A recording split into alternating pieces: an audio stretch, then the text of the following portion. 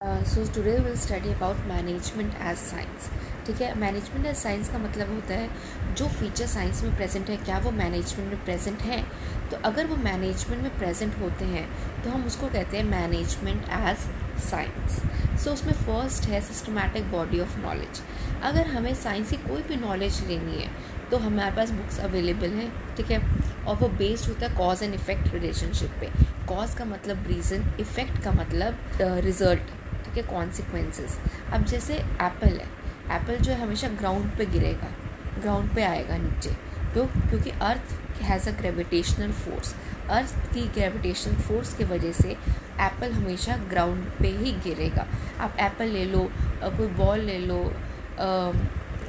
Orange है, कोई भी ऑब्जेक्ट जो हैवी होगा वो हमेशा ग्राउंड की तरफ ही नीचे आएगा। क्योंकि earth has a gravitational force.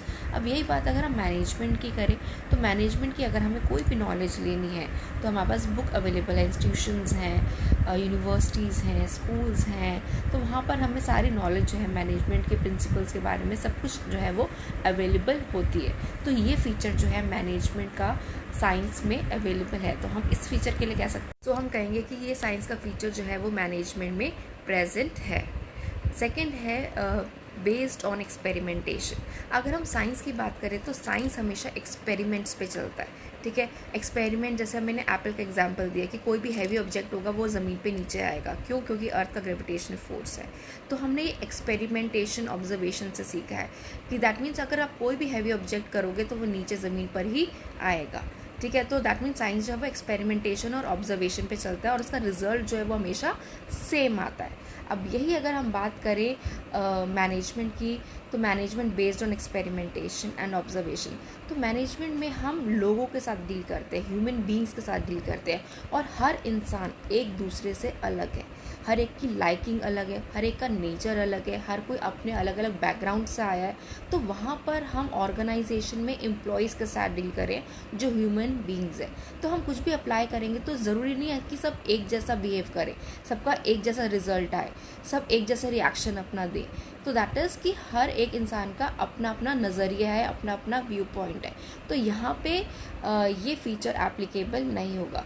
तो this feature of science is not applicable in the case of principle based on experimentation। अगर हम थर्ड पॉइंट की बात करते हैं that is universal validity.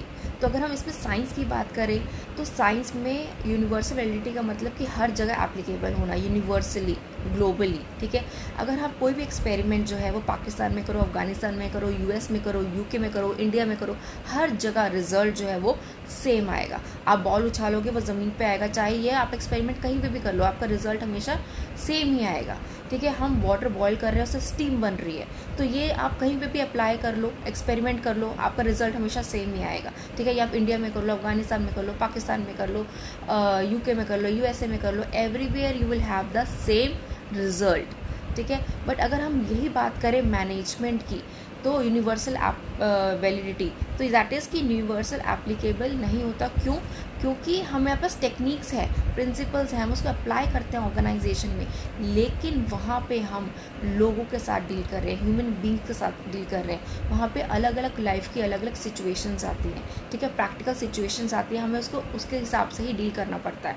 For example, अगर सुबह 8 बजे का हमने टाइम रखा है ऑर्गेनाइजेशन का कि 8 बजे सबको ऑर्गेनाइजेशन में आ जाना है, लेकिन अगर कोई नहीं आ सकता because of the family issue, ठीक है, कोई उनके घर बीमार है तो वो नहीं आ सकता, तो हम उसको 15 मिनट लेट का टाइम दे सकते हैं, अलॉट कर सकते हैं। इसका मतलब ये नहीं हम उसको नौकरी से निकाल देंगे। सो दैट इज़ हम डिफरेंट सिचुएशन के साथ deal. So we will say that this feature is not fully applicable in management, ठीक है। तो इस 3 फीचर में से सिर्फ एक ही फर्स्ट फीचर है जो प्रेजेंट है, तो हम इसको साइंस नहीं कह सकते, हम मैनेजमेंट को साइंस